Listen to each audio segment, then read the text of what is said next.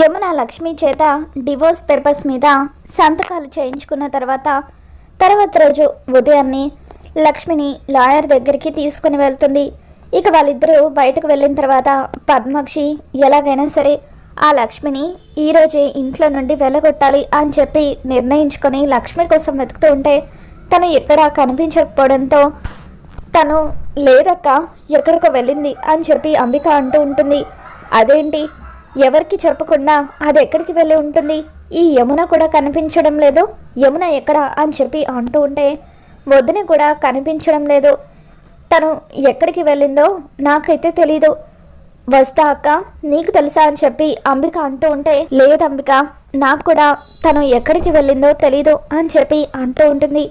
ఈ గురు శిష్యులు ఇద్దరు మళ్ళీ ఏం గూడుపుటాని చేయడానికి వెళ్ళారో, ఈరోజు ఆ లక్ష్మి నా చేతుల్లో చచ్చింది, దాన్ని నేను బతకనివ్వను అని చెప్పి పద్మాక్షి గన్ పట్టుకొని రెడీగా కూర్చొని ఉంటుంది. అక్క ఇంత ఆవేశంగా మాట్లాడుతుందంటే సహస్ర వాళ్ళ హనీమూన్ చెడగొట్టినందుకు లక్ష్మి మీద అక్క చాలా కోపంగా ఉంది.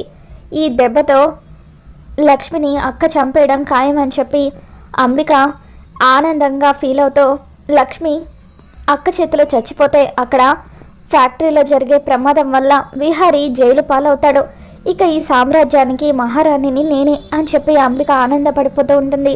మరోవైపు లక్ష్మిని యమున లాయర్ దగ్గరికి తీసుకువెళ్ళిన తర్వాత లాయర్ కనక మహాలక్ష్మి అంటే మీరేనా అండి అని చెప్పి అడుగుతూ ఉంటారు. అవును సార్ అని చెప్పి లక్ష్మి అంటూ ఉంటుంది. విహారీ గారితో మీకు విడాకులు కావాలని అప్లై చేశారు కదా, మీరు పెళ్లి చేసుకొని ఎంతకాలం అవుతుంది అని చెప్పి లాయర్ అడుగుతూ ఉంటే సంవత్సరం అవుతుందని చెప్పి లక్ష్మి అంటూ ఉంటుంది. మీ భర్తతో మీరు విడాకులు కావాలని ఎందుకు కోరుకుంటున్నారని చెప్పి విహారీ గారు మంచివారు కదా, ఆయన బాగా తాగొచ్చి మిమ్మల్ని కొడుతూ ఉంటారా అని చెప్పి లాయర్ అడుగుతూ ఉంటారు. ఇక దాంతో లక్ష్మి అదేమీ లేదండి, విహారీ గారు చాలా మంచివారు, ఆయనకి ఎటువంటి అలవాట్లు లేవు అని చెప్పి అంటూ ఉంటే మీరు ఇలా చెప్తే విడాకులు రావడం చాలా కష్టమండి, ఏదైనా బలమైన కారణం కోర్టులో చెప్పాలి, అప్పుడు మీకు విడాకులు వస్తాయి, మీరు బాగా ఆలోచించుకున్న తర్వాత అప్పుడు మళ్ళీ రండి అని చెప్పి లాయర్ అంటూ ఉంటారు. ఇక దాంతో యమున లక్ష్మి వైపు చూస్తూ లక్ష్మి అసలు నీకు విహారీకి విడాకులు ఇచ్చే ఉద్దేశం ఉందా లేదా అని అంటూ ఉంటే అదేంటమ్మా అలా అంటారు, విహారీ గారికి విడాకులు ఇవ్వాలని సిద్ధపడ్డాను కాబట్టి కదా పేపర్స్ మీద సంతకం చేశాను అని చెప్పి లక్ష్మి అంటూ ఉంటుంది. సంతకం చేయగానే సరిపోదు కదా, విడాకులు రావాలంటే నువ్వు లాయర్ గారు చెప్పినట్టుగా కోర్టులో ఏదైనా బలంగా చెప్పాలి, అప్పుడే విడాకులు వస్తాయి.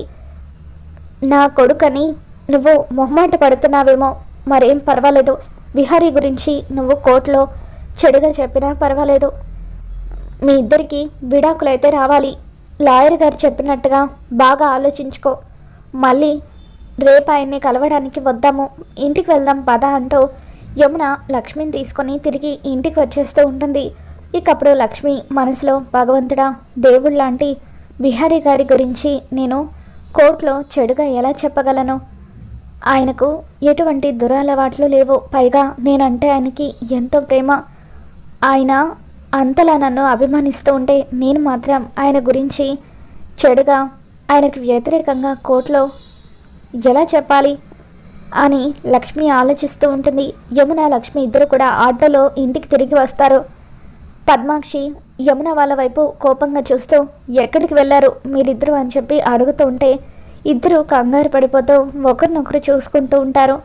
ఎక్కడికి వెళ్ళారు అని అడిగితే అంతలా కంగారు పడిపోతున్నారేంటి అని చెప్పి పద్మాక్షి అంటూ ఉంటుంది. ఇక దాంతో యమున గుడికి వెళ్ళొస్తున్నాం వదిన అని చెప్పి అంటూ ఉంటే గుడికి వెళ్తే ప్రసాదం ఉండాలి కదా, మరి ప్రసాదం తీసుకురాకుండా ఒట్టి చేతులతో ఊపుకుంటూ వచ్చారేంటి అంటే గురు శిష్యులు ఇద్దరూ కలిసి నా దగ్గర ఏదో దాస్తున్నారనమాట అని చెప్పి పద్మాక్షి అంటూ ఉంటుంది. చచా అటువంటిదేమీ లేదు వదిన, గుడికి వెళ్ళింది నిజమే, కానీ ప్రసాదం మర్చిపోయి వచ్చామని చెప్పి యమున అంటూ ఉంటుంది. మీ ఇద్దరిని చూస్తూ ఉంటే నాకు ఎందుకో డౌట్గా ఉంది. యమున, నీకు అసలు ఈ లక్ష్మిని ఇంట్లో నుండి పంపించేసే ఉద్దేశం ఉందా లేదా?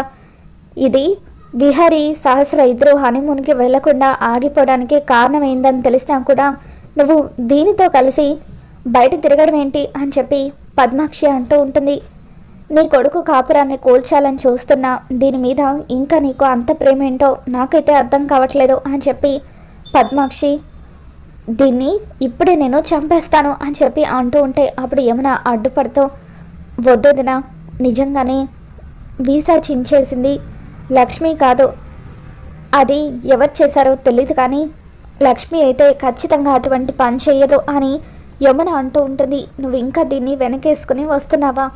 నీకు దీనికి 24 గంటలు టైం ఇస్తున్నాను, 24 గంటల తర్వాత ఇది ఇంట్లో కనిపించకూడదు అని చెప్పి పద్మాక్షి చెప్పడంతో లక్ష్మి ఎంతగానో ఏడుస్తూ ఉంటుంది. మరోవైపు విహారీ ఫ్యాక్టరీ దగ్గరికి వెళ్తాడు. యమున అంబికతో విహారీ ఎక్కడికి వెళ్ళాడు అని అడుగుతూ ఉంటే నాకు తెలీదు వదిన అని చెప్పి అంటూ ఉంటుంది. యమున విహారీకి ఫోన్ చేస్తుంది. అప్పుడు విహారీ కన్స్ట్రక్షన్ సైట్ దగ్గరికి వచ్చానని చెప్పడంతో సరే విహారీ, భోజనానికి వస్తావు కదా, నీకు ఇష్టమైన కర్రీ చేయమని లక్ష్మికి చెప్తాను అని ఫోన్ పెట్టేస్తుంది. ఇక ఆ తర్వాత యమున పూజ చేస్తూ ఉంటుంది. యమున పూజ చేస్తూ ఉండగా సడన్గా దీపం ఆరిపోవడంతో ఇదేంటి ఇలా జరిగింది అని చెప్పి ఎంతగానో కంగారు పడిపోతూ ఉంటుంది. అప్పుడే లక్ష్మి అక్కడికి వచ్చి ఏమైందమ్మా, ఎందుకు అంతలా కంగారు పడిపోతున్నారు అని యమునని అడుగుతూ ఉంటే విహారీ కోసం అని చెప్పి నేను దీపం వెలిగించాను, వాడు క్షేమంగా ఉండాలని దండం పెట్టుకుంటూ ఉంటే సడన్గా దీపం ఆరిపోయింది. గతంలో కూడా ఇలా ఒకసారి జరిగితే అప్పుడు వాడికి కార్ యాక్సిడెంట్ జరిగింది, ఇప్పుడు కూడా ఏమవుతుందోనని భయంగా ఉంది అని చెప్పి యమున అంటూ ఉంటుంది. ఇక దాంతో లక్ష్మి కంగారు పడిపోతూ విహారీ గారు కన్స్ట్రక్షన్ సైట్ దగ్గరికి వెళ్ళారు కదా, నేను కూడా అక్కడికి వెళ్తాను, వెంటనే విహారీ గారిని తీసుకుని వస్తాను అని చెప్పి లక్ష్మి కన్స్ట్రక్షన్ సైట్ దగ్గరికి వెళ్తూ ఉంటుంది. మరోవైపు సుభాష్ అంబికకు ఫోన్ చేస్తాడు. అంబిక, ఆ విహారీ కూడా కన్స్ట్రక్షన్ సైట్ దగ్గరే ఉన్నాడట, మనం ఎలాగో 2-3 ఎంప్లాయీస్ని చంపేద్దామని విహారీ మీద నింద వేద్దామని ప్లాన్ చేశాం కదా, కానీ ఇప్పుడు ఆ ప్రమాదంలో విహారీయే పోయేలాగా ఉన్నాడు అని చెప్పి సుభాష్ అంటూ ఉంటే ఒకందుకు అది కూడా గుడ్ న్యూసే సుభాష్, ఒకేసారి ఆ విహారీ చచ్చిపోతే అప్పుడు త్వరగా ఆ కంపెనీ నా చేతికి వస్తుంది కదా అని చెప్పి అంబిక అంటూ ఉంటుంది. సరే అయితే కాసేపట్లో ఆ విహారీ చనిపోయాడన్న గుడ్ న్యూస్ని నీతో షేర్ చేసుకుంటాను అని చెప్పి సుభాష్ ఫోన్ పెట్టేస్తాడు. అక్కడ అంబిక మనిషిలో బ్లాస్ట్ని ప్లాన్ చేయడానికి ప్రయత్నాలు చేస్తూ ఉంటారు. ఇక ఇంతలో లక్ష్మి విహారీ కోసం అని చెప్పి సైట్ దగ్గరికి వస్తూ ఉంటుంది. ఇక అక్కడ సిమెంట్ బస్తాలకు బదులుగా పేలుడు పదార్థాలను అంబిక మనిషిలో ఆల్రెడీ సెట్ చేసి ఉంచడంతో ఇక ఆ విషయం తెలియక అక్కడ పనిచేసే కార్మికులందరూ కూడా కన్స్ట్రక్షన్ పనుల్లో నిమగ్నమై ఉంటారు. ఇక అలా ఎవరి పనుల్లో వాళ్ళు చాలా బిజీగా ఉండగా సుభాష్ సెట్ చేసిన మనిషిలో ఒక చోట పేలుడిని ప్లాన్ చేస్తూ ఉంటారు. రే, ఒకే చోట పేలుడు జరిగితే అనుమానం వస్తుంది కాబట్టి 2-3 చోట్ల పేలుడు జరిగేలాగా ప్లాన్ చేయండి, 5 నిమిషాలకు ఒక పేలుడు జరగాలి అని చెప్పి వాళ్ళు మాట్లాడుకుంటూ ఇక ఒక చోట బ్లాస్ట్ చేయడంతో అప్పుడు అందరూ ఎటు వాళ్ళటో పరిగెడుతూ ఉంటారు. ఇక విహారీ కూడా అక్కడ కొంతమంది కార్మికులు ప్రమాదంలో చిక్కుకుపోవడంతో వాళ్ళని కాపాడడం కోసం అని చెప్పి మంటల్లో నుండి వెళ్తూ ఉంటాడు. ఇక అలా లక్ష్మి కూడా అక్కడ జరిగిన యాక్సిడెంట్ చూసి ఎంతగానో భయపడిపోతూ విహారీ గారు అని గట్టిగా అరుస్తూ అక్కడున్న కార్మికులకు సాయం చేస్తూ ఉంటుంది. ఇక ఇంతలో విహారీ మంటల్లో చిక్కుకుపోవడంతో లక్ష్మి విహారీని కాపాడి ఆ బ్లాస్ట్ నుంచి తీసుకొని వస్తుంది. ఇక ఆ ప్రమాదంలో లక్ష్మికి విహారీకి గాయాలవుతూ ఉంటాయి. విహారీ తలకు బలమైన గాయం అవ్వడంతో లక్ష్మి తనని హాస్పిటల్లో అడ్మిట్ చేస్తుంది.